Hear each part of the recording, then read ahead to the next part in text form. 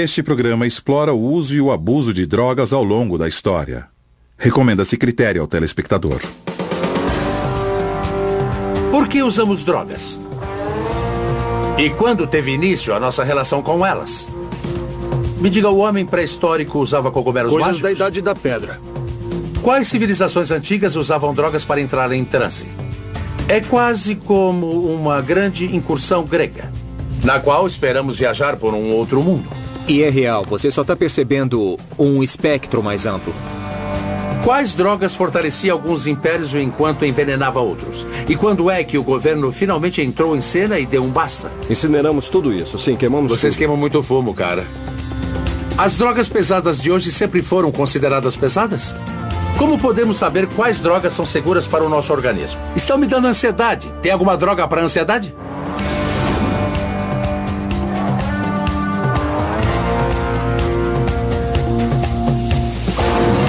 A história das drogas. Oi, sou Dean Norris e eu uso drogas. Minha mãe também usa, o meu médico. E, na verdade, até o meu cachorro. E aposto que se você está vivendo o século XXI, você também usa. Mas, ei, não precisa acreditar em mim. Vamos fazer uma viagem através dos tempos. Os primórdios do homem. Os primeiros usuários. Hoje temos milhares de drogas à disposição. Mas e quanto a 20 mil anos atrás? Será que o homem primitivo sabia quando usar drogas para alterar a mente ou o corpo? Como será que ele descobriu isso? Quais drogas teriam sido usadas? As pessoas têm feito uso de drogas desde que os humanos passaram a andar sobre dois pés. Porque as drogas estão por toda parte. Pode ser papoula, ou folha de coca, ou folha de tabaco, e pode estar sendo cultivada perto de onde você vive. Todas as plantas que nós temos hoje são quase que as mesmas de 20 mil anos atrás, com uma importante exceção. Elas são plantas domesticadas, todos os nossos trigos e cevadas. Na realidade, não se fazia cerveja com cevada 20 mil anos atrás, porque não havia cultivo de cevada em grande escala. Mas qual foi a primeira droga que os humanos experimentaram? A existência de uma arte rupestre bem chapada de épocas pré-históricas pode ser uma pista. Geralmente, a arte rupestre inclui formas bem simples que lembram o que as pessoas veem quando estão em estados alterados de consciência. Os psicodélicos existem há mais tempo que os seres humanos. Eu acredito, assim como muitas outras pessoas, que eles têm sido usados através da história. As pinturas em cavernas e os entalhes apontam para isso. A humanidade, em várias culturas pelo mundo todo, tem feito uso e ingerido o que chamamos de cogumelos mágicos. Acho natural as pessoas usarem esses cogumelos porque o ser humano é forrageador. Ele sai à procura de alimento e é natural que experimente essas coisas. São os mesmos cogumelos pintados nas cavernas? Não dá para saber com certeza. Mas sabe, os desenhos não são de cenoura ou cebola. Devia haver algo realmente especial nos cogumelos para o homem primitivo. Mas o que seria? Vou caçar cogumelos para tentar descobrir. Bosque das Coníferas, Pasco County, Flórida. Bom, as pessoas fazem caça ao tesouro, mas por que fazer uma caça ao cogumelo? Bom, a emoção de procurar cogumelos selvagens é realmente interessante, mas muitos outros tipos de cogumelos têm compostos que alteram a consciência, tais como os cogumelos alucinógenos. É isso que as pessoas chamam de cogumelo mágico? Sim, esse é um termo bem popular. Podem ser chamados de cogumelos mágicos, ou para os índios que faziam uso deles, são cogumelos sagrados. Quando acha que o homem usou cogumelo pela primeira vez? Ou seja, quanto tempo faz? Bom, tudo indica que houve um encontro, pelo menos em alguns locais, que remonta aos tempos da pré-história. O homem pré-histórico usava cogumelos mágicos? Coisas da Idade da Pedra. Por que eles são mágicos? Eles provocam uma alteração mental, induzem a um estado alterado de consciência. Qual é o princípio ativo? Bom, o princípio ativo é a psilocibina. A psilocibina é um composto alucinógeno que afeta os níveis de serotonina do cérebro.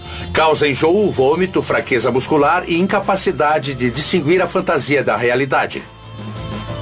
Na sua opinião, como o homem primitivo descobriu esses cogumelos? Bom, por um lado, por tentativa e erro, descoberta acidental. Por outro lado, esse tipo de efeito pode ter sido o objetivo de uma busca deliberada, sempre ficando de olho. Alguém deu de cara com ele uma vez e quis dar de novo. Com toda certeza. Tá, como os cogumelos passaram a ser considerados sagrados? Existe algo inerente no efeito desses cogumelos alucinógenos que é sempre muito potente para mudar totalmente a percepção e suas principais questões da vida. E não sabemos qual é esse impulso religioso.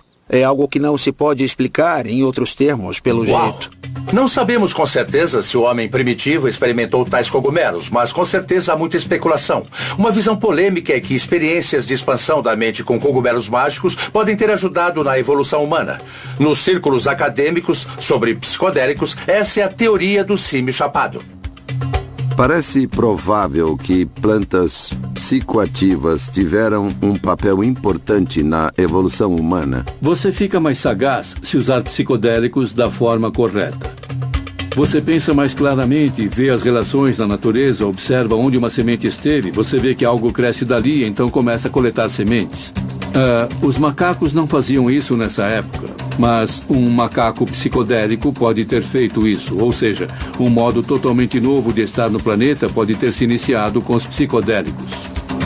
A experiência da humanidade com a planta psicoativa pode ter sido a primeira experiência religiosa, o início da suspeita humana da existência de um outro mundo. Os humanos têm usado as drogas alucinógenas para tentar se conectar com o poder maior há milhares de anos. Mas será que fizeram isso de propósito? Ou apenas toparam com esses estados alterados enquanto procuravam por alimento? Muito bem. Que tal a gente ir procurar alguns cogumelos? Pra mim tá tudo certo. Ótimo. O que vamos procurar? Bom, aqui na Flórida, a espécie mais renomada é a Psilocybe cubensis.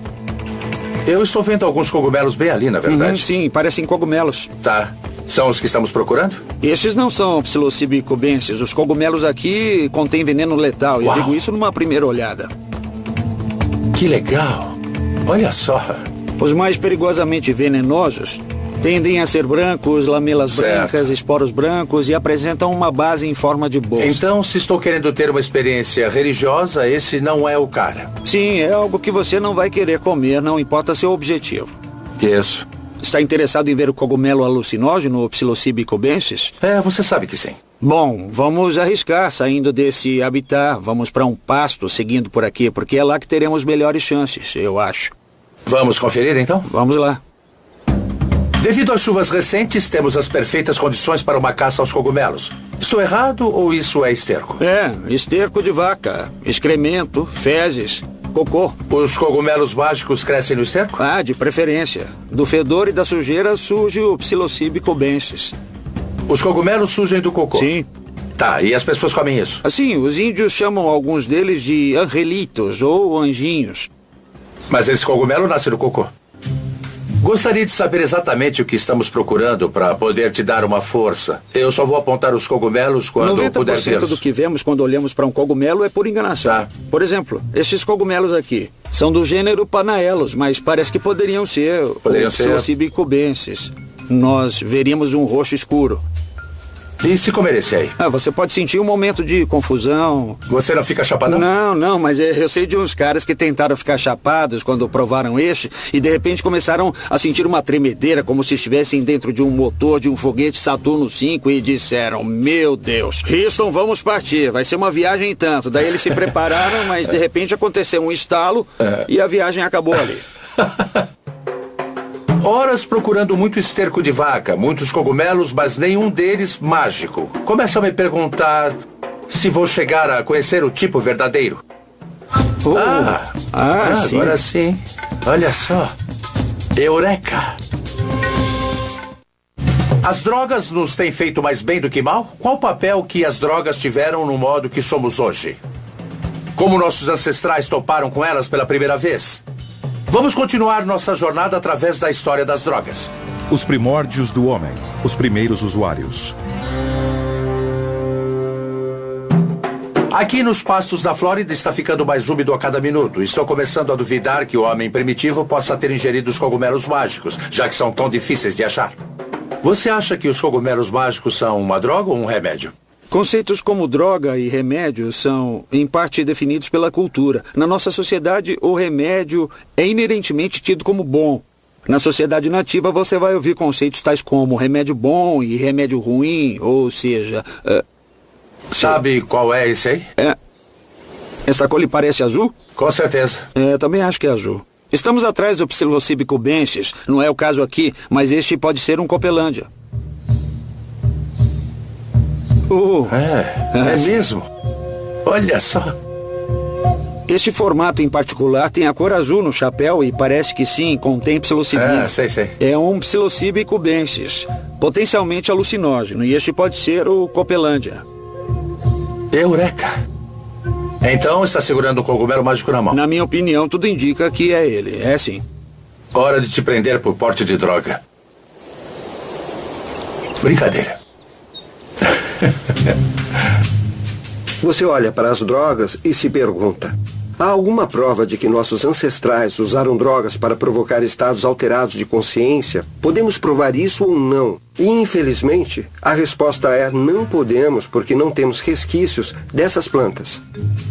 Então não restou nenhuma prova orgânica do uso de drogas nas culturas primitivas que caçavam e colhiam. A arte rupestre pode ser chapada, mas isso realmente não prova muita coisa. Espero que as civilizações seguintes tenham deixado mais pistas. Era dos remédios mágicos, Egito Antigo.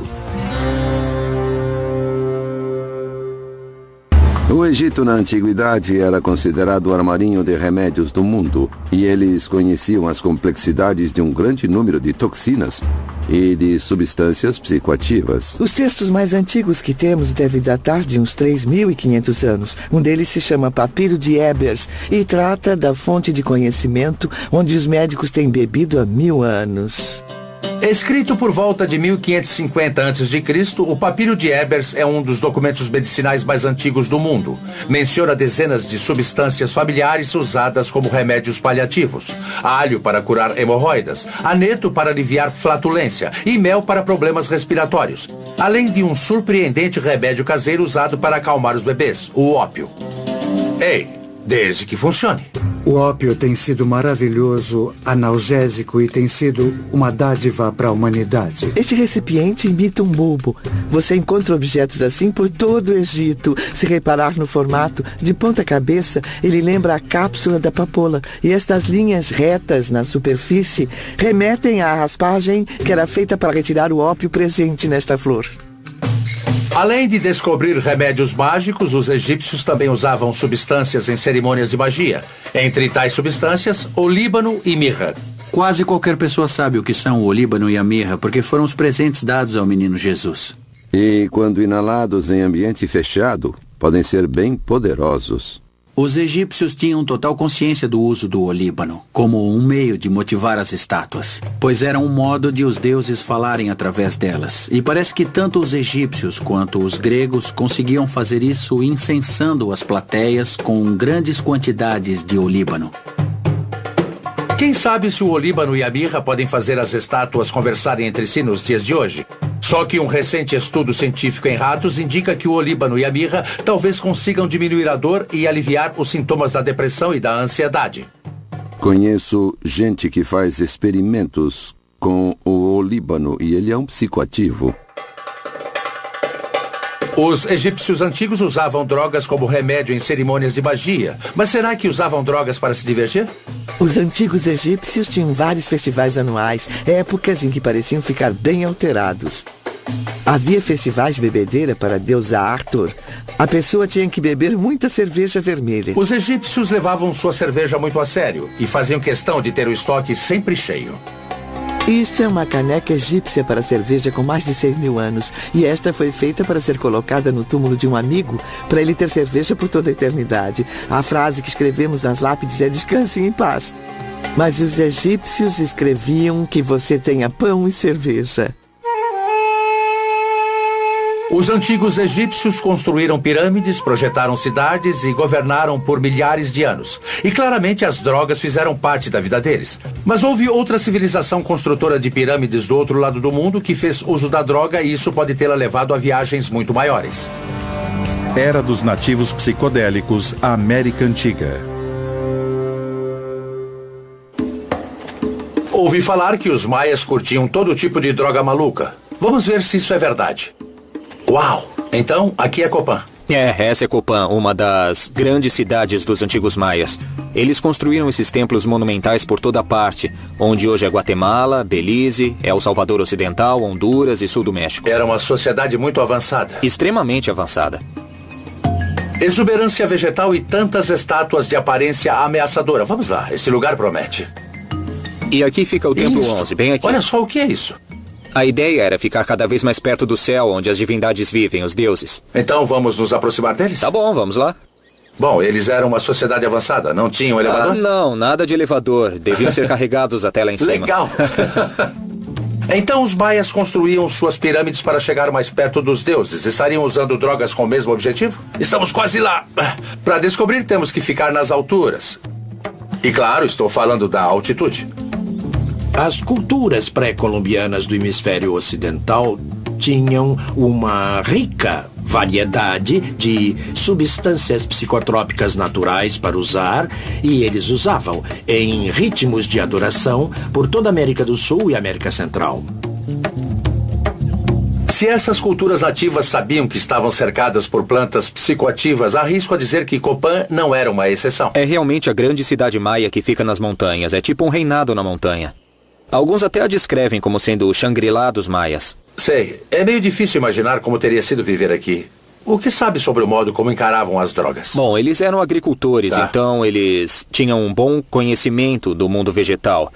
E Sei. evidências sólidas mostram que eles ingeriam plantas psicoativas. Plantas psicoativas. Obviamente eles sabiam de seus efeitos narcotizantes. Bom, através de experimentos, de tentativa e erro, ao longo dos séculos e séculos, os povos acabavam entendendo o que uma planta ou um cogumelo podia fazer. Sei.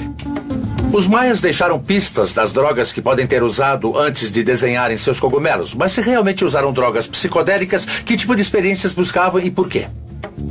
A ideia é entrar em comunhão com a divindade, com os deuses. Então, se você tinha comunhão com eles para obter aconselhamento e orientações, isso era muito forte. E isso ocorria junto com tipos diferentes de sangria e sacrifícios, coisas desse tipo. Sangria. Explica isso pra Sangria, isso. Bom, digamos que você é o rei. Tá bom. O rei dos maias. É legal de ser rei, Copán. tá. E o que é que eu legal ser fazia, rei. hein? É uma boa ideia. E o que você faria? Bom, você expunha seus órgãos genitais e usando um objeto de prestígio, como a espinha de arraia trazida lá Sei. de longe dos oceanos, você fazia um orifício no órgão genital. Fica calmo. E aí deixava o sangue escorrer por um papel de casca de árvore para dentro de uma tigela de cerâmica. Depois isso ia pro fogo, e então a fumaça e o seu sangue eram dados aos deuses como oferenda. Uau, talvez não seja tão legal ser rei. Nossa. Imagino como levaria um estado alterado, mas não haveria um modo mais fácil, como só ingerir os cogumelos? Bom, talvez houvesse algumas plantas psicotrópicas ou cogumelos envolvidos em muitos desses rituais também. Sei. É provável que os reis fossem verdadeiros xamãs, alcançando estados visionários, viajando por outras paragens, coisas do tipo. E induzir a alteração de consciência com cogumelos teria sido, sabe, um excelente modo de ser um xamã. É claro. Você até fala com os mortos usando cogumelos mágicos. Com rapidez e facilidade. Se os maias eram tão avançados, será que eles também descobriram novas formas de ingerir drogas? Parece que há ótimos indícios de que faziam uso do tabaco em enemas ritualísticos. Ei! Puxa! Por que consideramos as drogas psicoativas tão perigosas? Os antigos maias não faziam uso delas para entrar em comunhão com os deuses? Era dos nativos psicodélicos, a América Antiga. Parece que esses povos até enterravam seus mortos com plantas narcotizantes. Alan está me levando às tumbas subterrâneas de Copán para eu ver com os meus próprios olhos. Atualmente, em arqueologia, fazemos uso da ciência rígida, e uma das mais importantes técnicas da ciência rígida é realmente procurar indícios de espécimes botânicos para entender quais tipos de plantas eram usadas nos rituais, entende? Num sepultamento, por exemplo. Num sepultamento. Alguns arqueólogos estão atrás disso como prova de plantas psicoativas e altamente visionárias. Certo. Bom, vai ser legal, porque aqui você vê os nichos das ofertas, onde possivelmente ficavam as oferendas, inclusive as oferendas de plantas. Então, podemos dizer que essas plantas eram importantes porque eram enterradas com eles. Exato. Me fala de outras plantas com propriedades narcotizantes que os maias talvez tenham usado. O tabaco teria sido uma planta importante. Eles fumavam esse tabaco? Claro, ele podia ser fumado, mas parece haver fortes indícios de que eles usavam folhas de tabaco em enemas ritualísticos. Puxa. E considerando que o abdômen é muito irrigado por sangue, você pode inserir um composto químico com grande rapidez e total eficácia por meio de um enema. Esse ritual era uma coisa muito séria. Bota sério nisso. Um enema de tabaco talvez fosse capaz de inserir o equivalente a 20, 30 ou 40 cigarros de hoje. E isso teria induzido a um dramático estado visionário de extrema alteração de consciência. Eu acho que um bocado de tabaco enfiado no meu traseiro dessa forma me faria ver muita coisa mesmo. Que bom! Os maias tinham meios bem criativos de provocar a alteração de consciência, mas nenhum deles me parece prazeroso. E cá pra nós, se você está fazendo enemas de tabaco e está furando o seu órgão genital, isso não é nada divertido. Não se trata de algo recreativo. Eram práticas altamente estruturadas, rituais altamente ordenados. Então, para os maias, essas plantas ajudavam a promover a comunhão com Deus? Na verdade, eram deuses. Você introduz o Deus divino no seu corpo e comunga com ele. Se os maias acreditavam que estavam recebendo seus deuses em seus corpos quando ingeriam drogas, será que outras culturas nativas pensavam da mesma forma? Você tem que imaginar todas essas culturas desenvolvidas na selva. Nas Américas deve haver 10 vezes mais plantas psicoativas do que em outras partes do mundo. É o que parece. Quando consideramos a incrível biodiversidade no Amazonas, podemos começar a entender por que há tantas plantas psicoativas nas Américas, como a ayahuasca. A ayahuasca é a bebida feita de 2 plantas alucinógenas desenvolvida durante milhares de anos de experimentação por tribos sul-americanas que buscam a iluminação espiritual. É ilegal nos Estados Unidos, a menos que você seja membro de uma igreja que tenha permissão especial do governo. A ayahuasca talvez tenha sido desenvolvida durante milhares de anos, porque é muito complexa. De certa forma, pode ter sido uma das drogas farmacêuticas, porque era preciso preparar. Isso, ela exigia preparo, não dava pra você colher e usar. Era preciso colher algumas dessas plantas com muito cuidado, e o preparo envolvia ferver até se tornar um líquido grosso, que então você podia beber. Tá, e aí o que me acontecia depois disso? Bom, para começar, você faz isso com um pequeno grupo, com um xamã, um sacerdote, que estaria liderando a cerimônia. E tudo indica que você vai vomitar até as tripas, possivelmente por umas 2 horas. O quê? Você põe tudo pra fora. Uau. E depois tem uma das experiências mais visionárias que se pode ter com uma planta no mundo. São alucinações malucas ou o quê? Não são alucinações. Trata-se de uma acentuada percepção da realidade. Não é alucinação, não é uma coisa fabricada que é irreal. É real, é a realidade. Você só está percebendo um espectro mais amplo. Então não é diferente da realidade, é parte da realidade. É parte da realidade, é quase uma sensação aumentada ou uma percepção acentuada. Você entra em comunhão com o espírito da mata, da floresta, mas é tudo real. A ayahuasca é um portal para uma realidade aumentada? Ou sua mente está só te pregando algumas peças? O cérebro, obviamente, é incrivelmente complicado. Ele faz uso de todos esses vários mensageiros químicos e vários sistemas neuroquímicos. É claro que essas substâncias agem na serotonina, que tem efeitos profundos em muitas das várias áreas do cérebro. Parece que isso afrouxa as associações padrão dos nossos pensamentos e afrouxa a nossa visão do mundo. Antes de sair de Copan, quero que Alan me mostre o famoso campo onde os maias jogavam um jogo de bola bem arriscado. E quem perdesse, digamos apenas que ninguém queria estar entre os perdedores. Eles usavam drogas antes de entrar em campo? Bom, não sabemos com certeza, tá? Mas nas montanhas da Guatemala há cogumelos esculpidos em pedras de centenas de anos de idade. E algumas estão associadas a instrumentos e parafernália desse jogo de bola, sugerindo que sim, na verdade, eles talvez comessem os cogumelos antes desse jogo de bola. Mas por que razão alguém comeria cogumelos mágicos antes de jogar esse jogo? Essa é uma boa pergunta. Há excelentes indícios de que a psilocibina, o princípio ativo dos cogumelos mágicos, acentua a acuidade visual e também a coordenação motora. Bem, então antes do beisebol da primeira divisão, essa foi a primeira droga para melhorar desempenho? Eu acho que pode ter sido, sim. E como é que se joga? Em primeiro lugar, é proibido usar as mãos, tá bom? Só pode usar o tronco, pode usar os ombros, os braços, as coxas, o quadril. E é assim que se deve manter a bola em jogo. A bola tem que ficar no ar, porque além de um esporte, isso é um ritual, tá? E a bola é o sol. Você tem que manter o sol no céu. Entendi. Porque se ele cair no chão, ele bate no teto do submundo e você vai perturbar os senhores do submundo. Uma péssima ideia. É uma péssima ideia. E quem perder pode vir a ser sacrificado. Então havia uma consequência por não jogar bem. Grande consequência. Então tratava-se de um jogo de vida ou morte. Você comia uns cogumelos e tentava evitar que essa bola caísse no chão. Isso sem usar as mãos. Ou você morria. Parece uma ótima ideia. Esses caras eram da pesada, igual os Oakland Riders dos anos 70, cara. Só fera. Vamos jogar? Tá legal. Vamos lá, então. Vamos lá. Você já era. Adeus. E havia árbitros? Provavelmente, mas devia haver espectadores por toda parte. É constrangedor. Foi mal aí, fãs, amigos. É uma pena. Vamos lá, temos que conseguir pelo menos uma vez. Tá a bom. gente sabe fazer melhor. Vamos lá. Tá bom, eu vou usar a coxa. Droga. Vamos tentar mais uma vez. Vai, é a sua vez. Eu roubei. Culpa minha. Ok. Morte súbita seria o caso, não é? Vamos lá. Tá bom, vamos lá.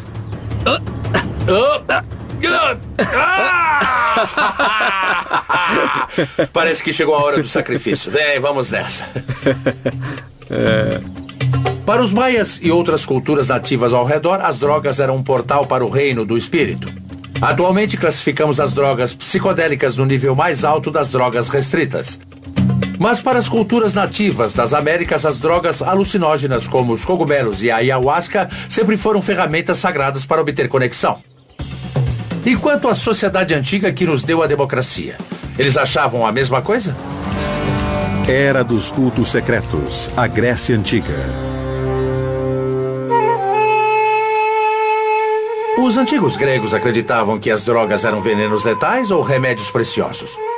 Afinal de contas, muitas das nossas crenças não vêm do mundo clássico? Muitas das nossas visões filosóficas modernas estão baseadas em modelos gregos. E tais modelos foram desenvolvidos numa época em que os primeiros filósofos gregos estavam usando drogas e usando extensivamente. Viemos a entender que o que eles chamavam de filósofo talvez agora seja um xamã. Fiquei sabendo da existência de cultos secretos na Grécia Antiga em que pessoas participavam de um ritual religioso secreto. Sabemos muito pouco sobre isso, mas parece que envolvia estados alterados de consciência. Eu mesmo quero conferir isso. Aqui ficava o santuário das deusas Deméter e Perséfone. As pessoas vinham aqui de Atenas todos os anos para serem iniciadas nos mistérios de Eleusis. Você tinha uma experiência fora do corpo na qual todos viajavam juntos para outro mundo e depois voltavam. Se os iniciados viajavam para o outro mundo, o que exatamente os levava para lá? Existem duas teorias. Uns dizem que era com cogumelos mágicos, outros que era com cravagem. Já ouvi falar de cogumelos mágicos. O que é cravagem? Ficamos muito chapados ao longo da história? Quais drogas os antigos gregos andaram usando? Vamos descobrir, continuando nossa jornada através da história das drogas. Era dos cultos secretos, a Grécia Antiga.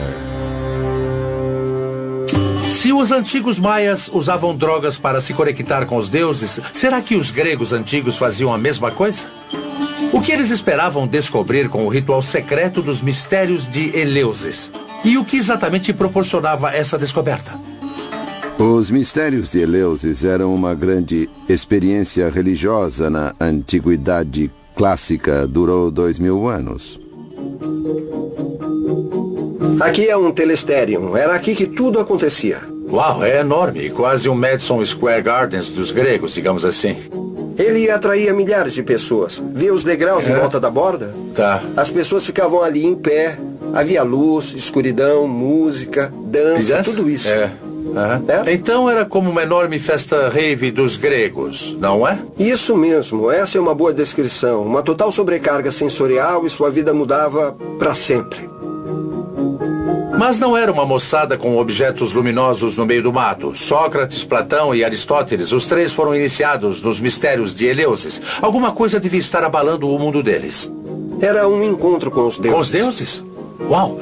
Então eles vinham aqui e faziam esse ritual. Sendo assim, você acha que havia drogas no meio disso ou não? Talvez houvesse drogas no meio disso. Não, brinca. Estamos falando de estados alterados de consciência. Certo. Se havia drogas nesses estados alterados, que tipos de drogas seriam? Existem duas teorias. Uns dizem que eram cogumelos mágicos, outros que era cravagem. Eu já me informei sobre cogumelos mágicos, mas o que é cravagem? Trata-se de um fungo de cereais que dão nas pedras. Quando ingerido, altera radicalmente a química do cérebro, aumentando os níveis de serotonina e causando grandes alucinações. Nos anos 1930, era usado para sintetizar a dietilamida do ácido lisérgico, ou LSD.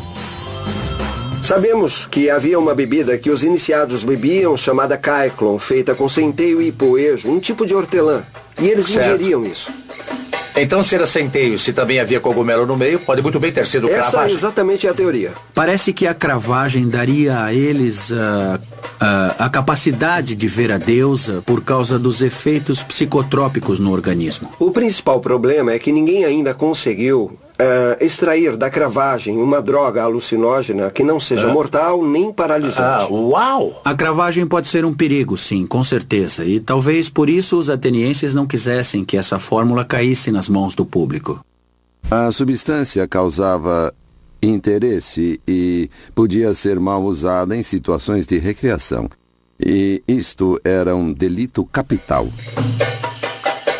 Então os participantes podiam estar tomando uma droga tão secreta que, se fossem conhecidos, eles seriam mortos. Para alguns historiadores, essa mesma droga inspirou as obras-primas clássicas que ainda lemos na universidade hoje. Aquele que era alguém na antiguidade, que era um filósofo, de certo era iniciado nos mistérios de Eleusis. E tais experiências psicotrópicas possibilitaram o advento das ideias inspiradas que tiveram. Mas quando isso acabou? Por volta do ano 400, o local foi saqueado pelos góticos. Góticos? Moçada com delineador nos olhos e calça preta bem justa? Gente que usava armadura. Um pouco mais estilosa, né? Digamos que mais ou menos isso. Os mistérios de Eleusis terminaram quando o Império Romano se converteu ao cristianismo. E o santuário ficou em ruínas, porque os cristãos o profanaram. Será que os gregos usavam drogas com outros objetivos? As drogas eram usadas em grande parte no mundo grego e até na Assembleia Grega, o que hoje chamamos de Congresso. Olha só o Párteno. Foi aqui que a primeira democracia do mundo nasceu. Incrível, bem aqui. Bem aqui onde nós estamos. As reuniões começavam com rituais de purificação e com queimas de incenso de substâncias botânicas. Os membros da Assembleia estavam sujeitos ao incensamento de plantas psicotrópicas a fim de induzir o que eles chamavam de espírito jovial, para que então pudessem discutir política. O que era incenso naquela época? Sabemos que eles queimavam olíbano e mirra, resinas vegetais e talvez folhas de outras plantas. Talvez de cannabis? Não é impossível. Os gregos conheciam a cannabis. Bom, eu quero te dar uma dica, tá? Onde tem incenso, tem cannabis. O incensamento é bem parecido com a chamada sauna. Na sauna você está dentro do carro, com seus amigos, fumando maconha, e todos são afetados pela fumaça continuamente. Imagine encher o carro com tanta fumaça que nem se consegue respirar. Seria equivalente a reunir o nosso Congresso e forçar todos a inalar drogas psicotrópicas antes de começarem a discutir a legislação. Parece que um estado elevado de consciência era parte importante tanto nas cerimônias religiosas quanto nas cerimônias políticas. Era uma parte importante da vida dos gregos. Bom, isso é verdade. Intoxicar-se era algo que eles achavam importante. Há um termo grego, fármaco, que eles usavam para se referir a remédio e a veneno. É dele que deriva o termo farmacologia.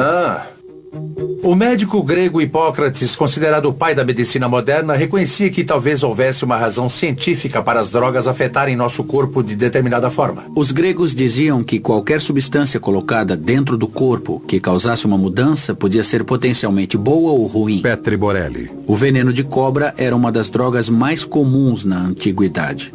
O símbolo da medicina moderna que herdamos dos gregos antigos traz 2 cobras enroladas no bastão. Talvez indique o conhecimento de que, assim como o veneno da cobra, muitas drogas tinham o poder de curar e de prejudicar. Então parece que na sociedade grega não havia esse estigma moral contra o uso de drogas. Não, absolutamente. Não se tratava de uma questão moral. Não pensavam nisso nesses termos. Eles reconheciam o prazer como parte central de como se devia viver uma boa vida nessa época. Então, para os gregos, as drogas tinham a ver com prazer? Elas tinham a ver com prazer, nas ocasiões certas e no contexto adequado. É como o sistema grego na faculdade hoje. Acredito em você.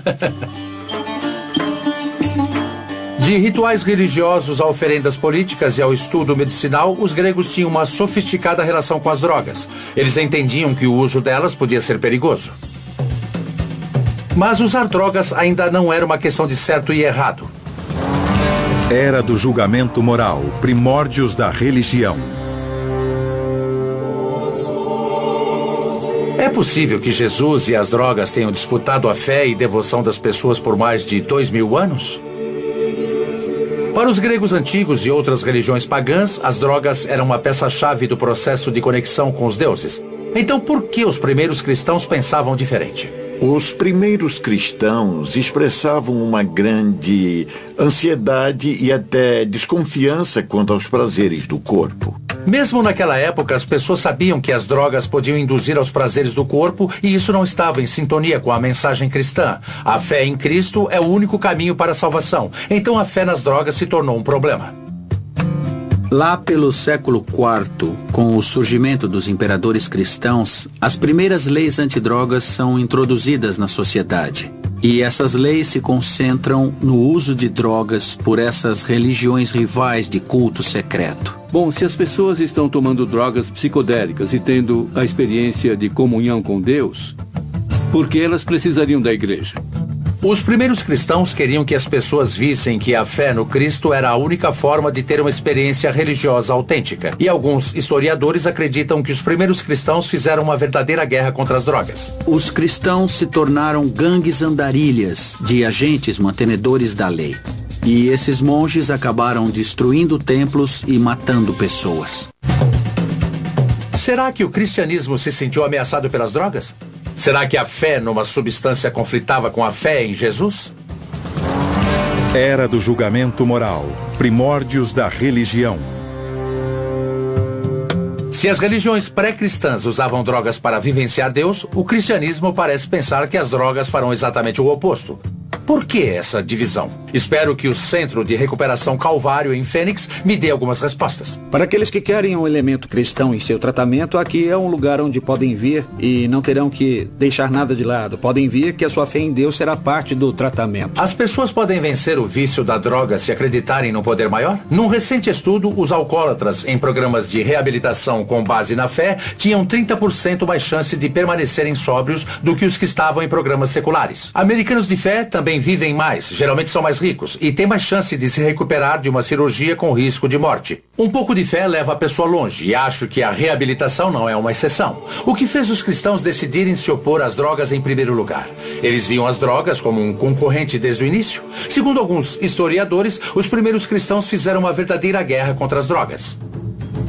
Os cristãos eram bem antagônicos a qualquer concorrente de sua religião que estava crescendo e, portanto, os perseguiam, destruíam seus santuários e profanavam as suas esculturas. Lá pelo século IV, grupos de monges estavam invadindo propriedades onde era sabido que habitantes usavam drogas em cerimônias religiosas. E esses monges acabaram destruindo templos e matando pessoas. O ataque ao uso de drogas por não cristãos era o ponto central na plataforma política que os bispos usavam para obter poder e legitimidade. Aqui no Calvário, ninguém está numa guerra contra as drogas. O que há é uma luta contra o vício e a maior arma é a fé. Mas por que drogas e fé não podem coexistir? Consultório. Não há comunicação com Deus por meio de uma substância. O único caminho, segundo a Bíblia, para se reconciliar com Deus e se comunicar com Ele, Jesus disse: eu sou o caminho, a verdade e a luz. Ninguém vai ao Pai se não for por mim. Mas e quanto, as tribos nativo-americanas que usavam drogas para, nas palavras deles, encontrar Deus? Muitas vezes, por toda a história, as pessoas têm usado substâncias que alteram a consciência, o que a Bíblia chama, em algumas traduções, de bruxaria, em outras traduções, de feitiçaria. Eu vou dar a perspectiva cristã, muito resumidamente. Certo. Você não tem um problema de droga ou um problema de álcool. Sei. O problema é de idolatria. Houve a troca de Deus por um ídolo. E acontece o seguinte... Você está dizendo que o ídolo é, às vezes, o álcool ou as drogas? É, quando eu passo pelo corredor de bebidas no mercado, o que eu vejo? Eu vejo um santuário com ídolos. O álcool é o resultado de cereal e fermento interagindo com açúcares no processo chamado fermentação. É a droga mais popular do mundo e hoje cerca de 140 milhões de pessoas sofrem de distúrbios relacionados ao álcool. Então há figuras na Bíblia que falam sobre o abuso de drogas especificamente. A melhor delas é o apóstolo Paulo, que dedicou toda a sua vida ao Cristo. Escreveu grande parte do Novo Testamento. Ele diz: as obras da carne são evidentes. Olha só o que ele diz: imoralidade, impureza, sensualidade, feitiçaria, idolatria, falsos deuses, e nunca satisfaz as necessidades verdadeiras do espírito. Você pode buscar isso quanto quiser e sempre voltará magoado, destruído e rastejando. Então, da perspectiva de um cristão, as drogas sempre foram falsos deuses que afastavam as pessoas do Deus verdadeiro que deveria ser adorado. Mas o que fez os primeiros cristãos decidirem usar tais substâncias era algo anticristão? Qual o problema de permitir ao corpo um pouco de prazer de vez em quando? Afinal de contas, Jesus tomava vinho. Não seria inadequado usar o termo puritano associado a algumas das primeiras ideias cristãs.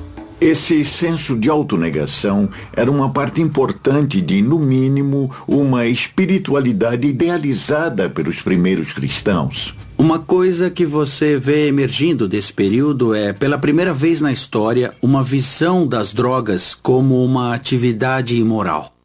Moralidade à parte, as drogas são muito pouco perto do que os cristãos acreditam ser a maior das viagens. A certa altura, você pode sentir aquele êxtase ou aquela sensação que você quer alcançar quando usa drogas, na igreja ou em Cristo. Com certeza, sem dúvida. E é real, Jim. É real.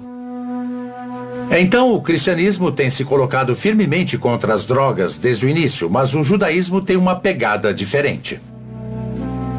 Enquanto há certa ansiedade expressa nos textos rabínicos, havia uma celebração da possibilidade de prazer físico, seja sexo ou intoxicação, mas com moderação.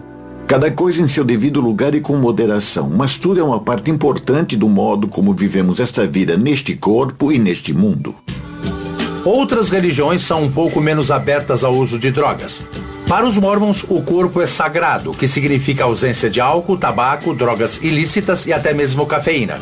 Sim, ou seja, nada de café. Para os adeptos da cientologia, as drogas frustram a capacidade da mente de se curar e podem causar grave angústia mental. Para os rastafaris, a maconha é tudo. Eles a consideram uma erva sagrada, usada para entrar em comunhão com Deus. Por outro lado, costumam não admitir o álcool e acham que o vinho mencionado na Bíblia era, na verdade, apenas suco de uva. Mas foi o cristianismo que emergiu como o sistema dominante de valores no Ocidente. Pode ser que nossa visão sobre as drogas tenha vindo daí. Após os séculos IV e V, as drogas vêm com esse estigma moral e são do mal, passam a ser algo ruim. Mas se o cristianismo era tão poderoso, por que o uso de drogas não parou sob o domínio da igreja? Bom, parece que quando as pessoas viram o incrível valor das drogas locais na economia global, a moralidade passou para segundo plano. Às vezes, não importa quanto um povo é religioso, o dinheiro fala mais alto. Era do Império, em altos mares.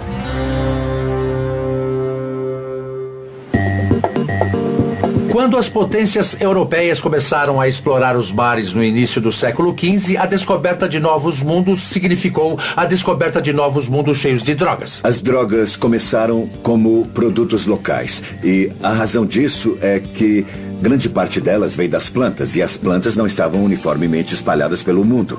Isso ocorre em grande parte como resultado do crescimento do comércio marítimo global quando houve a confluência dos produtos da droga no mundo, nos primórdios da Era Moderna. Sei que a Ásia, a África e as Américas tinham plantas nativas e folhas com as quais os europeus jamais tinham sonhado. Mas quais drogas os exploradores trouxeram de suas viagens exóticas pelos oceanos? Então, o capitão Knox, da Companhia das Índias Orientais, tem uma história realmente fascinante envolvendo esse quadro. Knox acabou naufragando no Sri Lanka e passou 19 anos no Sri Lanka, porque o rei de lá queria mantê-lo como parte do seu elenco do zoológico. Exibido no zoológico? É, ele era o mascote inglês. Knox acabou voltando para Londres e foi à Sociedade Real para apresentar ao rei as coisas que ele tinha trazido. E uma das coisas que ele tinha trazido era a cannabis. Cannabis? É. Literalmente se ajoelhou e disse, Majestade, a cannabis? Achamos que essa é a primeira vez que cannabis é trazida de volta para a Grã-Bretanha. Isso porque depois que Knox volta e apresenta suas amostras, ocorrem todos os tipos de experimento e discussão sobre essa nova substância, o que ela pode fazer ou o que talvez faça. Que outras drogas vieram para a Inglaterra a partir dessa exploração mundial? Bom, Knox, como sabemos, está trazendo coisas da Ásia. Mas claro, do Novo Mundo das Américas, o tabaco é a grande droga.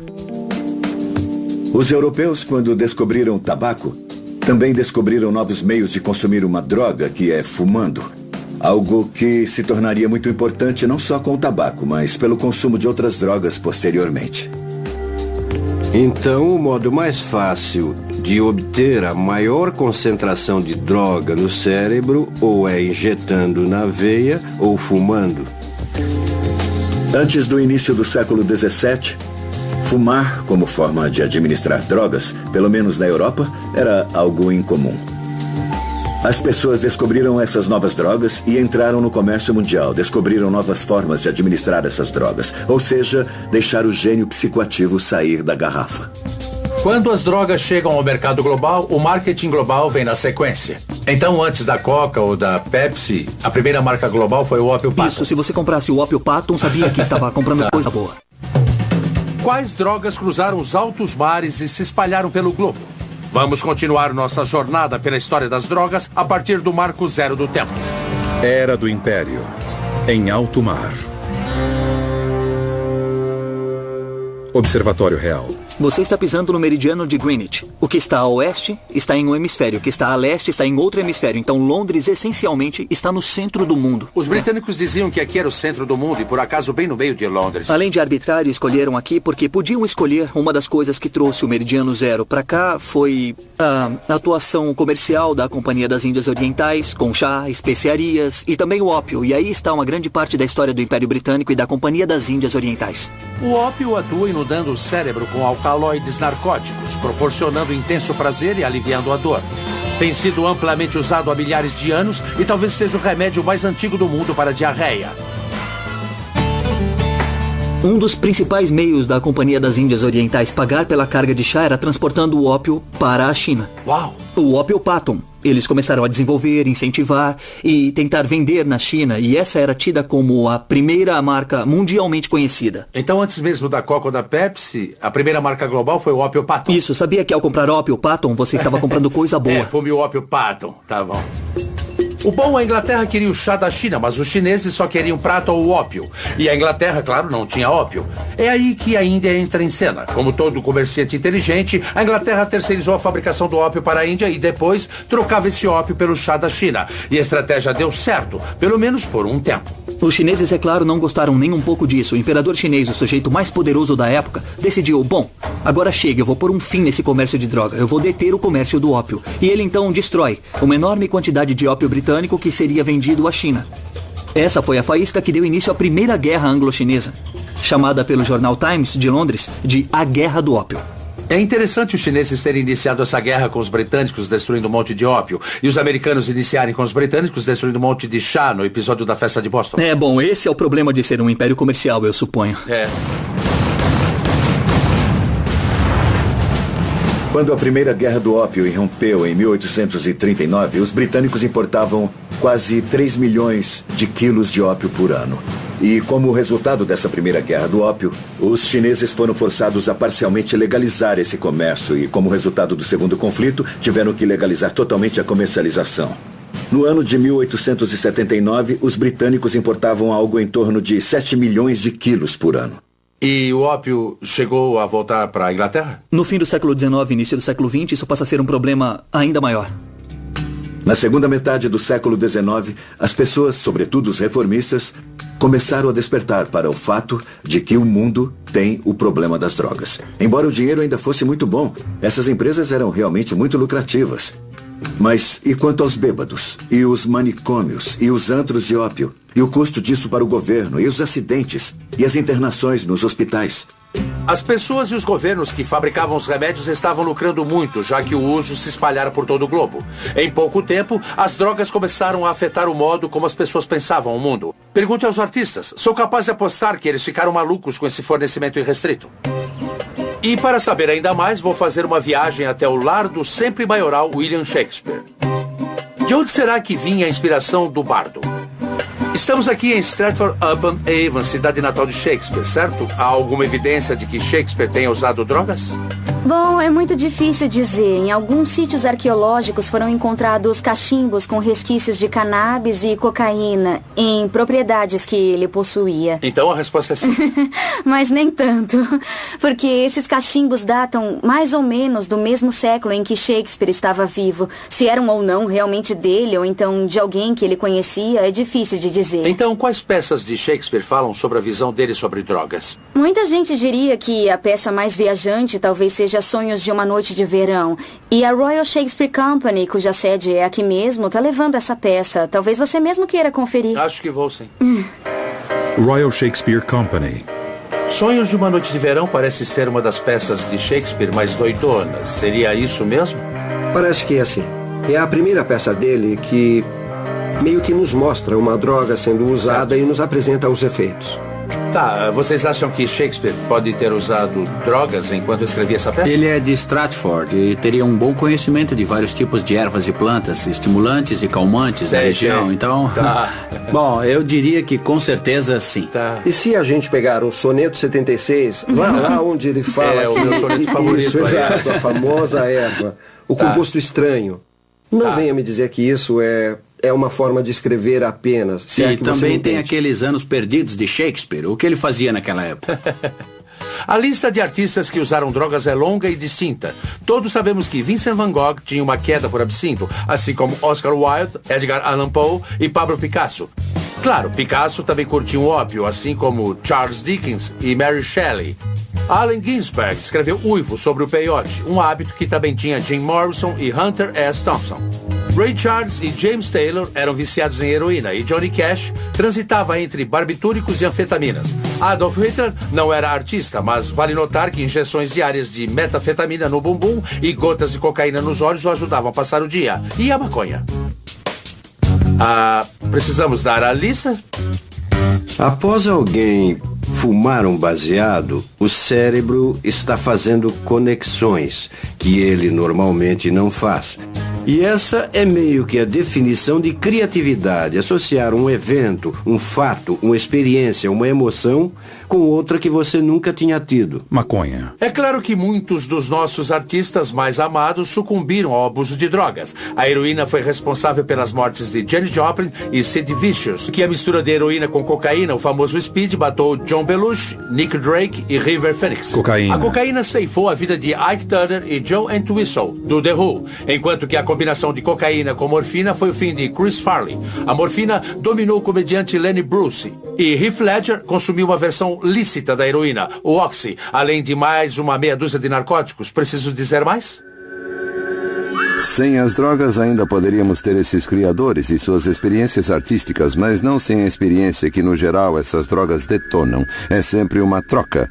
Não dá para ter arte sem ter psicose. O intercâmbio era o nome do jogo na era do Império. As drogas alimentavam as novas economias e a inspiração artística que o mundo jamais vira antes. Ninguém imaginou que tamanha disponibilidade da droga levaria a verdadeiros problemas sociais. Só que muito disso foi ofuscado no século XIX por grandes avanços no uso das drogas pela medicina. Era do alívio da dor. Santos remédios do século XIX. Em 1803, o cientista alemão Friedrich Sartaner fez uma grande descoberta na história das drogas. Pela primeira vez, ele isolou o princípio ativo de uma planta narcótica. Essa planta era a papoula. E o princípio ativo era a morfina. Morfina. E a mudança foi total. Em 1803, o composto da morfina foi isolado da planta que dá o ópio. E esse foi, digamos, o nascimento da ciência chamada farmacologia. A morfina é uma dor incrível para a dor aguda. Se a pessoa tem um infarto ou quebra uma perna, o alívio é quase instantâneo.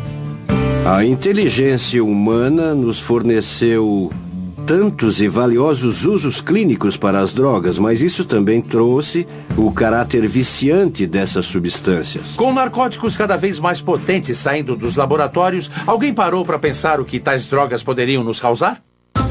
Aqui temos gotas para bebês. Contém álcool e ópio.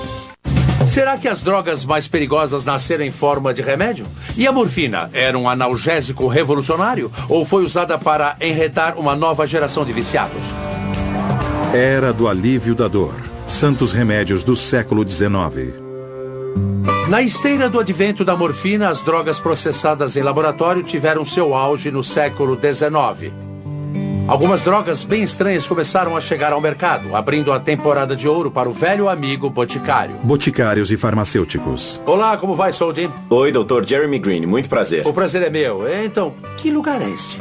É uma farmácia comunitária, uma réplica montada aqui no Mystic Seaport, Connecticut. Uau! Temos uma variedade de drogas aqui que precisam ser chamadas de remédios patenteados. Esses remédios eram muito comuns no início do século XIX e há muitas histórias sobre vendedores ambulantes desses preparados. Certo, mas quando você diz remédio patenteado, a que se refere?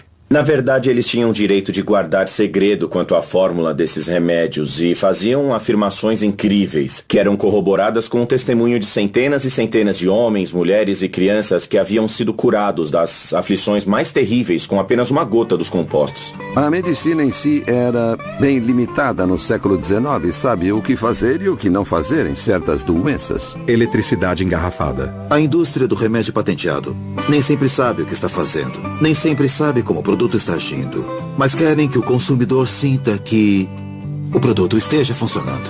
De todos os produtos, esses são os mais lucrativos, são aqueles que estão mais disponíveis e também são amplamente usados não só pelo grande público, mas pelos médicos também.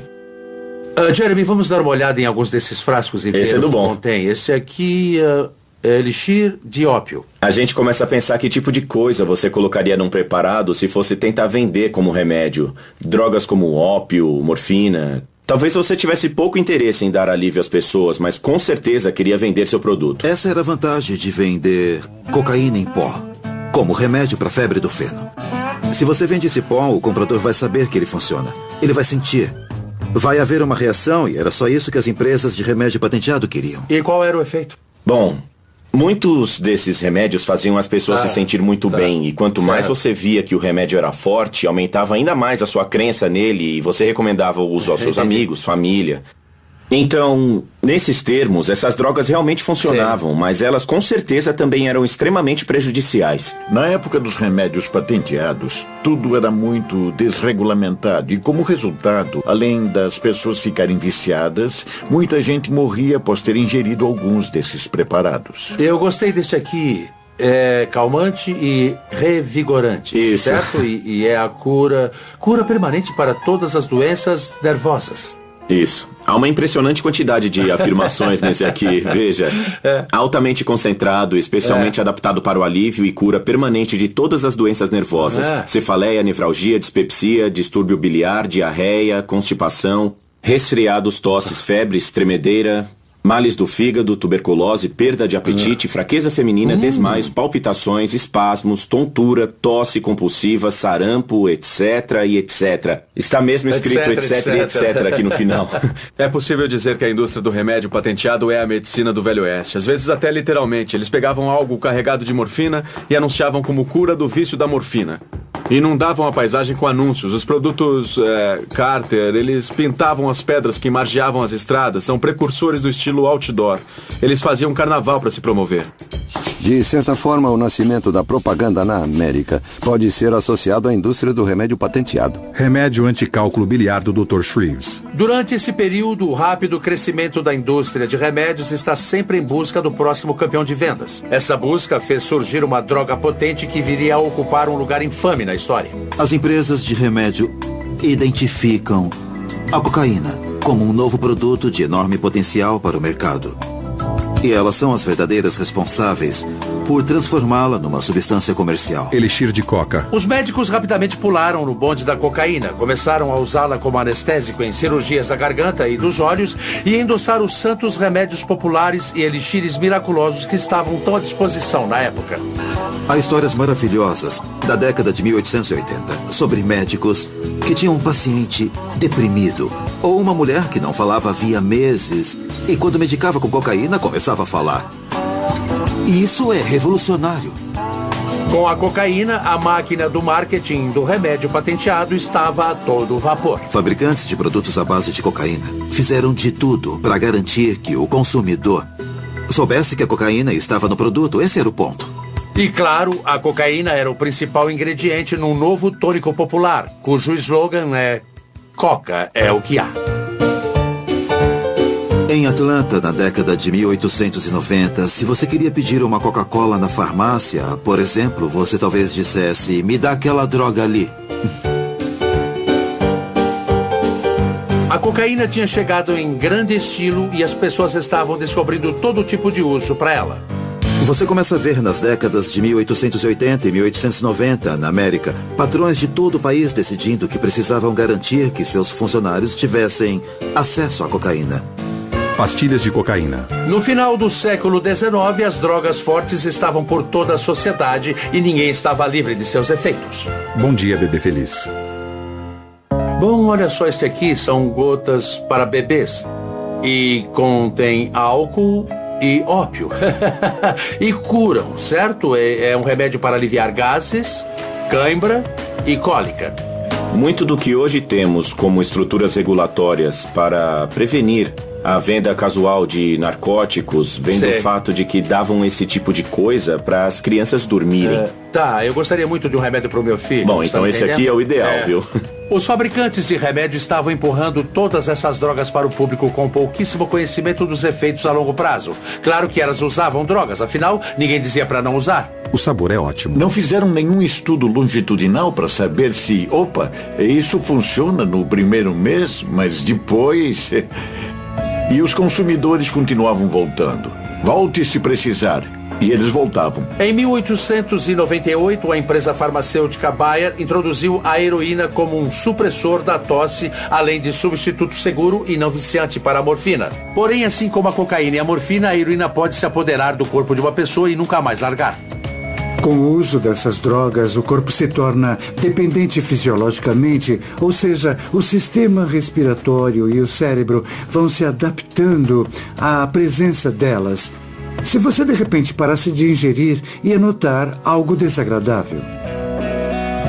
Bom, já no século XIX, a dependência das drogas era vista como falta de força de vontade do ser humano. Só na década de 1880 que o vício passou a ser atribuído à droga e não só ao usuário. Morfina. Observe a maioria dos casos de pessoas que se tornaram viciadas em ópio. Elas não começaram por libertinagem. Não eram mulheres que frequentavam antros de ópio ou algo assim. Eram mulheres que estavam indo aos seus médicos. À medida que as drogas se tornavam um problema social maior, era preciso apontar o dedo para alguém. O racismo da época veio à tona quando certas drogas passaram a ser associadas às várias raças. Cocaína entre negros. Observadores veem os negros usando cocaína.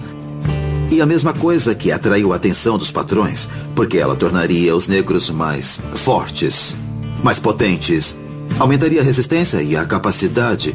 Podia também ser assustadora para as pessoas. É bem parecido com o que ocorre com o álcool na mesma época. Grupos de apoio começam a ser criados preocupados com o fato de que uma substância, algo como a morfina, algo como o ópio, serem tão tóxicos para a sociedade que precisam ser restringidos para o bem de toda a sociedade.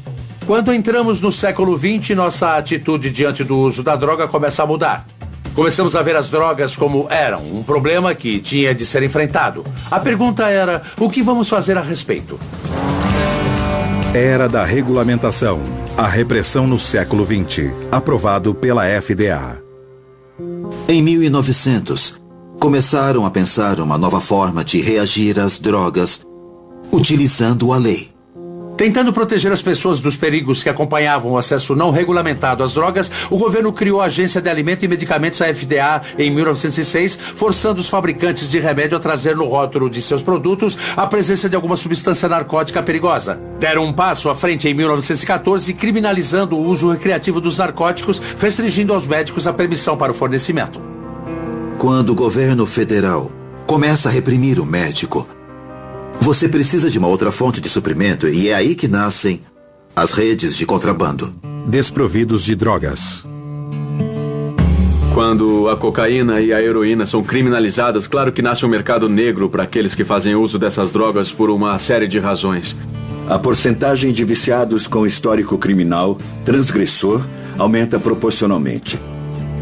O chinês que fuma ópio, o jovem que usa cocaína na esquina ou então fuma maconha, o homem negro que cheira cocaína, esse é um outro tipo de problema, ou pelo menos é visto como outro problema. Muitas substâncias que antes eram consideradas remédios passam a ser drogas ilícitas. Mas os médicos ainda precisavam trabalhar. A questão era que drogas eles podiam receitar.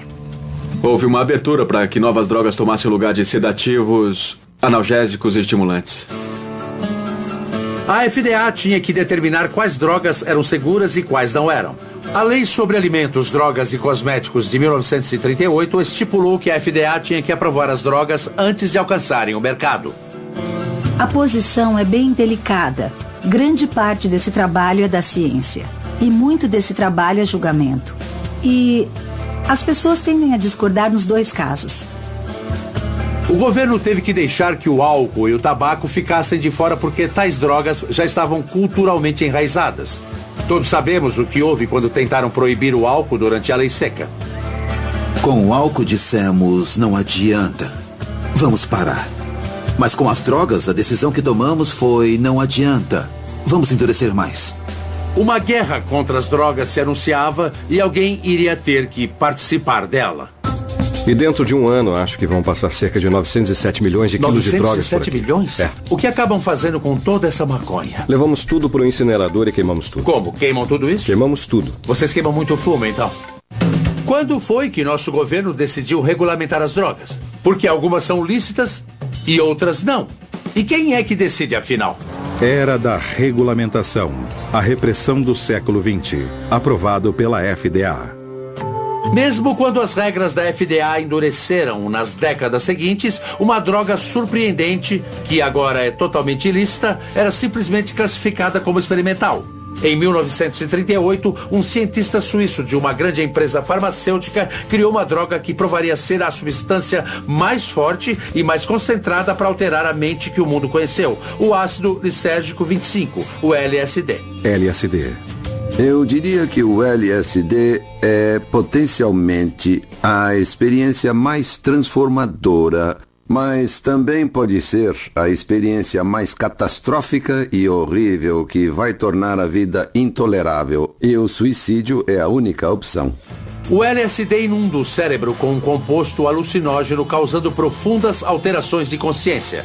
É tão potente que 7,5 litros seriam suficientes para proporcionar à população toda deste país uma viagem de ácido. Ele já tinha sido usado em terapia antes. Quando eu fazia medicina, um colega de classe estava tomando LSD como parte da terapia em 1959. Delicide LSD 25. O LSD foi usado com sucesso em ambientes controlados durante as décadas de 40 e 50 no tratamento de pessoas com esquizofrenia e alcoolismo. As drogas costumam começar a carreira como remédio e só passam a levantar alguma polêmica no âmbito da sociedade quando escapam do reino da medicina e entram no reino das ruas, quando as pessoas começam a usá-las para fins recreacionais. As sementes da nossa relação moderna com as drogas já tinham sido plantadas. Em meados do século XX, tínhamos uma florescente indústria farmacêutica, uma agência governamental para regulamentá-la e o mercado negro comercializando as drogas tidas como perigosas demais pelo sistema penal. Tínhamos também uma nova droga que revolucionaria o modo de pensar das pessoas. Agora só precisávamos de uma revolução. Época de ouro das drogas. Anos 60, a década psicodélica. As drogas ajudaram a trazer mudanças sociais imensas nos anos 1960. O LSD havia escapado do laboratório de pesquisa e um psicólogo de Harvard, Timothy Leary, foi um dos responsáveis por isso. O LSD é a substância mais poderosa que o ser humano já desenvolveu para influenciar a mente. Já usei a comparação da energia nuclear com esse material. Acho que nas mãos corretas ele trará mudanças. Para Tim, todo mundo devia fumar maconha diariamente e tomar LSD uma vez por semana. Se ligar, se orientar, cair fora. E alguns até largaram a faculdade por causa do que ele dizia. Eu estava com 19 anos quando decidi tomar o que talvez seja a maior dose de LSD que já foi tomada até agora. 100 mil microgramas. E aí tive um dia de Êxtase e arrebatamento e 7 dias de um pesadelo, de uma catastrófica agonia espiritual. As drogas psicodélicas podem colocar você no centro de si mesmo, no ponto de onde você pode começar a se reprogramar. O LSD foi tão polarizante quanto a década que o tornou infame. No final dos anos 60, o governo americano enfrentava uma guerra perdida no Vietnã e uma geração mais jovem que eles não entendiam. Os jovens estavam optando por sexo, drogas e rock and roll, em lugar de um governo que não achavam confiável. Richard Nixon chamou Tim Leary de o homem mais perigoso da América. Nixon acreditava que o uso de drogas era um sinal da decadência social e pessoalmente estava bem alarmado com o aumento do uso de drogas. Ele se preocupava com a contracultura da droga, se preocupava com o uso de heroína entre os combatentes no Vietnã.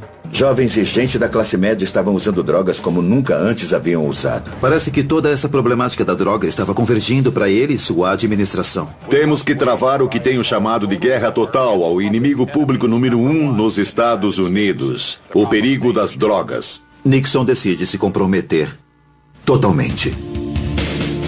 E cria um novo arcabouço legal, que vai restringir o acesso às drogas ainda mais. Em 1970, uma série de novas leis antidrogas foram aprovadas. E sob a direção de Richard Nixon, a Agência de Combate às Drogas, a DEA, foi criada num esforço conjunto para tirar as drogas ilícitas das ruas. Mas se essas drogas saíssem das ruas, para onde exatamente elas iriam? Esse lugar é incrível. O que é aqui?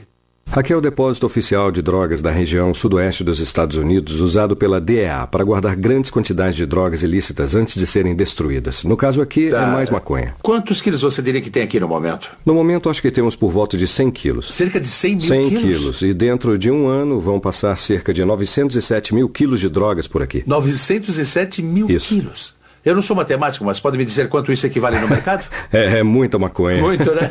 O que vocês acabam fazendo com toda essa maconha? A gente retira uma amostra e faz o registro, porque muito disso será usado como prova nos tribunais posteriormente. E depois temos uma operação de queima bem consistente. Levamos para o incinerador e tudo é queimado. Vocês queimam tudo isso? Queimamos tudo. Vocês queimam muito fumo, cara. Sabemos que as drogas faziam parte dos anos 60. Acha que a DEA foi criada como uma resposta a isso? Com certeza sim. Acho que a questão naquela época era a questão de uma cultura das drogas.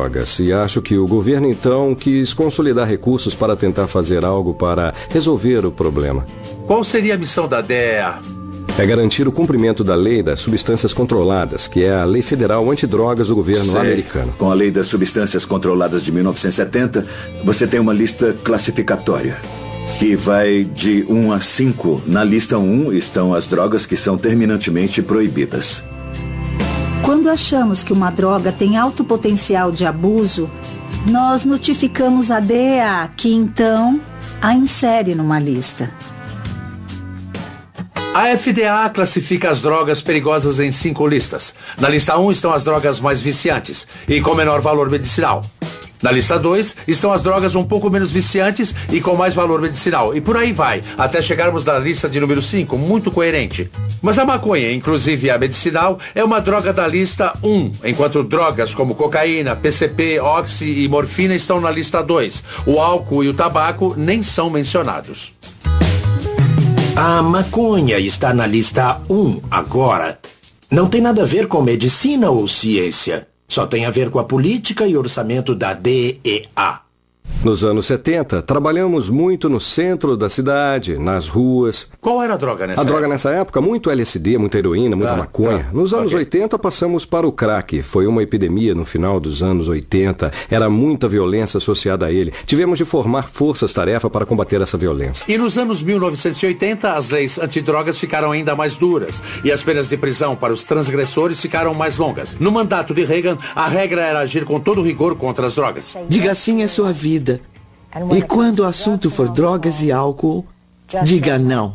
Durante a década de 1980, eu era o principal procurador da Câmara dos Representantes envolvidos no esboço das leis federais antidrogas.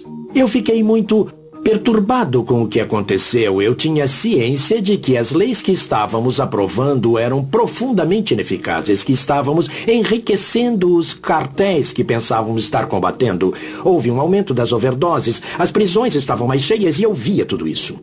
Quando entramos nos anos 90, começamos a ver o surgimento da metanfetamina, que passou a ser uma opção. Então tivemos de incrementar nossos esforços contra isso. Também tivemos de providenciar mais treinamento para os agentes locais mantenedores da lei, no sentido de como lidar com os laboratórios. E nessa última década, vimos um surgimento ou um aumento na quantidade de medicamentos que as pessoas usam. Remédios à base de ópio, como analgésicos e coisas desse tipo. Certo. E juntamente com isso, o aumento do uso da heroína, porque essas duas drogas estão interligadas. Certo. E também, claro, a maconha sempre foi uma força constante, como você pode ver aqui, não é verdade? É claro, eu estou vendo. É uma batalha constante contra a maconha. E sentindo o cheiro. Quando você anda pelo depósito de drogas da DEA, você se pergunta por que isso é tão valioso? É porque é ilegal. E segundo a lei de ouro da economia, quando uma atividade se torna mais valiosa, mais gente a adota. É como se fosse uma mochila. Tudo em cima. Agora, imagine andar quilômetros e mais quilômetros por um terreno. Sei. A fronteira é a linha mágica. Deste lado da fronteira, ela vale $1.000. Deste lado da fronteira, vale $10.000. É magia. É alquimia. E qual é o total em dinheiro, considerando o total de drogas apreendidas que DEA arrecada em um ano? Bom, entre dinheiro vivo e bens que pegamos com os traficantes, chegamos perto de $1 bilhão por ano. Considerando o valor das drogas que apreendemos, estamos falando de algumas dezenas de bilhões de dólares. E para onde vai esse dinheiro? Vai tudo para o Tesouro Americano. Uau! Ele não vem para nós, ele vai para o governo e é usado para bancar uma série de realizações. Tomara que sejam parques e coisas Tomara, do tipo, não é? Pagar professores e essas coisas. Mas também há muitos custos paralelos para combater as drogas, e manter os transgressores na prisão é um deles. A guerra antidrogas, como qualquer outra coisa, acabou lotando as prisões dos Estados Unidos. Um fato sem qualquer precedente. Muitos estados viram o custo de suas prisões aumentar mais rápido do que qualquer outra categoria de despesa estatal. Mais que educação, mais que aposentadoria, mais que o sistema de saúde. Uma incrível transformação na capacidade do Estado de partir para cima dos seus próprios cidadãos, em nome do combate às drogas. Recentemente, Kofi Annan, Jimmy Carter e outros líderes mundiais anunciaram um estudo dizendo que a guerra às drogas não era vencível. O que acha disso? Acho que esse título, Guerras às Drogas, é um engano. Não é uma guerra, é uma ação criminosa. Somos investigadores de polícia investigando criminosos. Não somos soldados, somos policiais. Então, quando se fala que o álcool é permitido como argumento para legalizar a maconha, como é que você se sente? Acho que temos de olhar os custos para a sociedade. Certo. Já não temos problema suficiente com o tabaco e o álcool? E o custo que essas duas drogas lícitas impõem à sociedade americana? E os custos com saúde, os custos altíssimo. Em vidas... Sabemos que o álcool e o tabaco fazem mal à saúde, mas são permitidos. Tudo bem, mas como sociedade. Ainda assim, mas a gente decidiu como sociedade. Como sociedade, sim. Bem. Se cobrássemos impostos sobre as drogas ilícitas, como se faz com o álcool e o tabaco, teríamos $45 bilhões por ano de receita para os governos estadual e federal. Será que vale a pena? Ou seja, sim, estamos pagando o preço, mas não temos o problema das drogas. Como não? Estamos pagando um preço enorme por uma política que é um fracasso. Eu acho o seguinte. No momento aqui na América, temos cerca de 7% da população usando drogas regularmente. Temos 22% ou 23% fumando ou usando tabaco regularmente. E mais de 40% usando álcool. Certo. Será que podemos arcar com 40% de gente abusando do consumo dessas drogas? Apesar dos grandes esforços do governo, realmente não resolvemos nada. Hoje as pessoas estão usando cada vez mais drogas por razões boas e por razões ruins. Então, onde é que vamos parar? Era da escolha pessoal, hoje e amanhã. Hoje em dia, o que você quiser, você tem. Então, como decidir quais drogas colocar no corpo? Olha, não se sabe tudo sobre o medicamento quando ele chega ao mercado. Não sabemos tudo sobre ele. Uau! Sempre aprendendo. Estão me dando ansiedade. Sim. Tem alguma coisa aí para ansiedade? Os seres humanos têm uma longa história com as drogas pelas mais variadas razões, e todo tipo de substância foi usada pelo homem como droga, mas a situação jamais esteve tão complicada como agora. Hoje as pessoas estão escolhendo suas drogas como jamais fizeram. Às vezes como remédio para curar uma doença, outras vezes como um hábito perigoso que prejudicará não só os usuários como também a comunidade que os cerca. Vou falar com quem tem 30 anos na divisão de narcóticos da Polícia de Chicago para ver como as drogas ilícitas afetam a vida nas ruas. Vamos dar uma volta aqui pelo sul. Sempre houve venda consistente aqui nestas ruas. Qual é a droga que predomina numa área urbana como Chicago? A heroína e o crack. E o crack. O crack é um derivado mais barato da cocaína em pó e o nome vem do som que ele faz quando é fumado. Quando consumido em altas doses, os usuários podem vivenciar uma parasitose ilusória, a sensação que parasitas estão andando sob a pele. Devo dizer que tem um grupinho, bem ali. Cada quadra ou certas quadras são controladas por diferentes gangues e tal. Dê só uma olhada. Tem um cara de boné vermelho ali. E parece que ele está vendendo. Ele saiu fora, mas parece que está vendendo. Se você olhar bem os dois caras, olha só, um está fazendo sinal para o outro. Em algum momento, acho que eles vão avistar o nosso carro. Não dá para brincar com eles. Mesmo a gente estando aqui, não impedimos o negócio dele. Sei. Tem policiais à paisana que apanham. O fato de você ser policial não significa que eles terão algum respeito ou que vão te isentar de alguma coisa.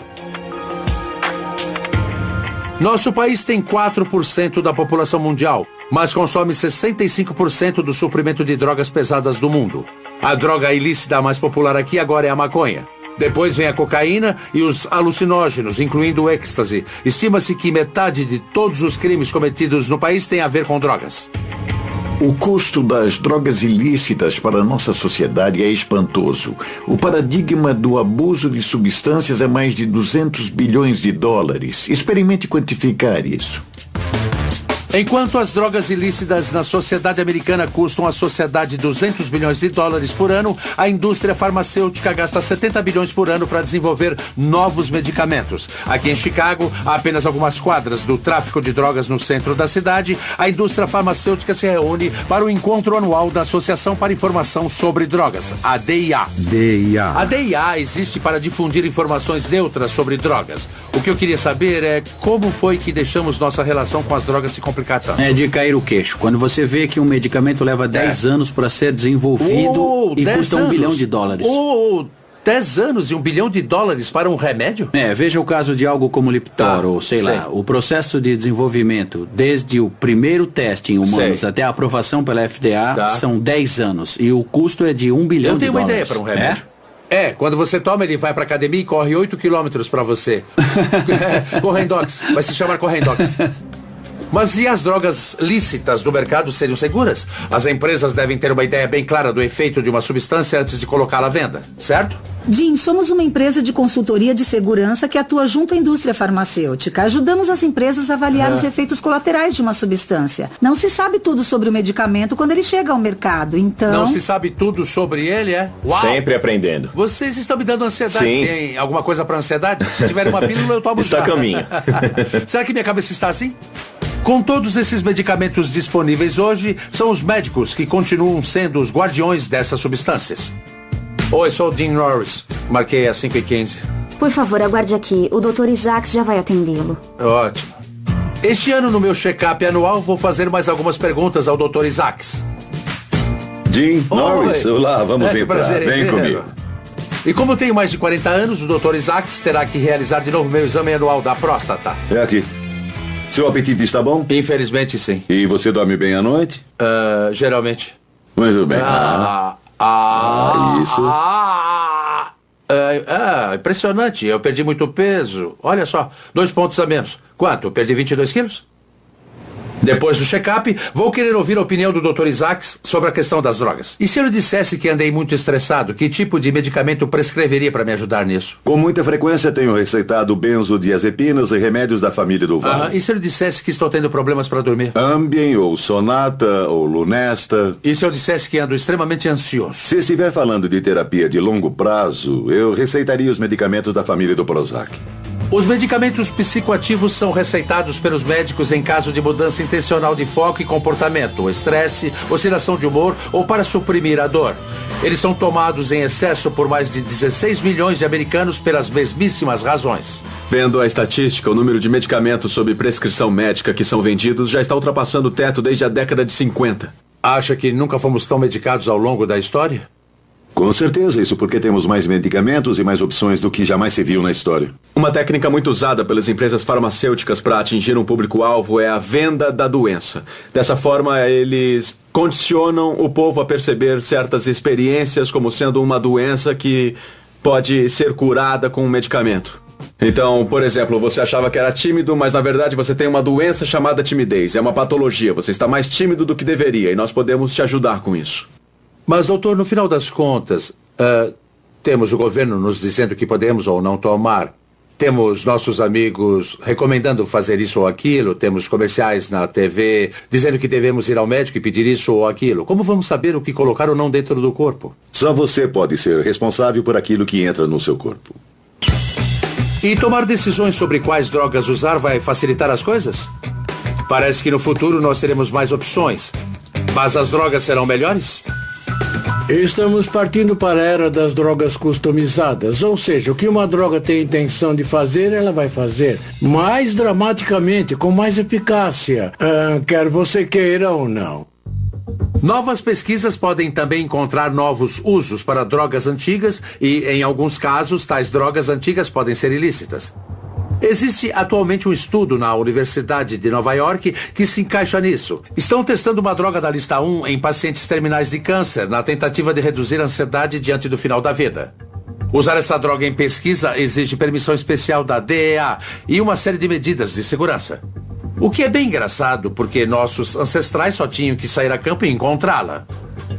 Não se trata da psilocibina, o princípio ativo dos famosos cogumelos mágicos? Exato. A utilidade terapêutica potencial dessas drogas é muito ampla na psiquiatria e elas potencialmente representam uma mudança de paradigma nessa área. Então, estamos falando de pacientes com alguns problemas bem sérios e você vai dar a eles uma droga alucinógena. Isso não pode piorar as coisas?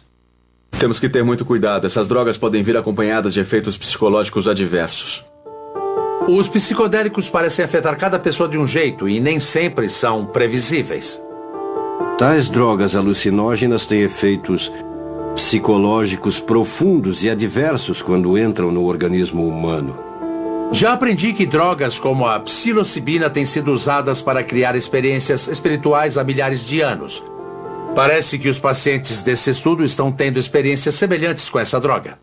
Alguns desses pacientes já descreveram a presença de uma figura divina com quem eles têm interagido. Parece bem interessante que se esteja experimentando uma droga e que isso acentue a espiritualidade. É isso mesmo? É isso mesmo, sim. É interessante. Um dia talvez seja comercializada como a pílula de Deus, não é? São pílulas de Deus, são experiências com o divino. Sei. É incrível, 75% dos pacientes listaram sua experiência com a psilocibina como a melhor ou uma das mais significativas experiências da vida delas. Isso empata com ter um filho. Estas são algumas das mais profundas experiências que eu já vi. Como sabemos, os cogumelos mágicos têm sido usados pelos seres humanos há milênios, mas nós ainda temos uma compreensão bem limitada de como eles atuam. São incríveis, interessantes e complexos os efeitos psicológicos no cérebro. Acho que temos, infelizmente, demonizado certos tipos de drogas e impedido que sejam objeto de estudo científico no nível que precisam ser estudadas. Há muita coisa que temos que aprender sobre como as drogas afetam nosso cérebro e corpo. Mesmo a mais antiga das drogas que os humanos usaram ainda é objeto de pesquisa na atualidade. As drogas têm feito parte da experiência humana de muitas formas ao longo da nossa história. Na nossa busca espiritual por um significado maior das nossas práticas médicas, na esperança de que nos tragam cura, nas economias globais que se formaram em função delas e nas novas ideias que elas talvez tenham inspirado. Agora temos mais opções do que nunca, mas estaríamos mais saudáveis? Para alguns, as drogas são uma escolha pessoal. Para outros, devemos continuar a regulamentá-las para ficarmos protegidos de seus perigos. Sem dúvida, seguiremos em frente, sempre reexaminando nossa relação com as drogas. Elas que têm sido uma constante desde a Idade da Pedra até hoje e ainda serão no futuro.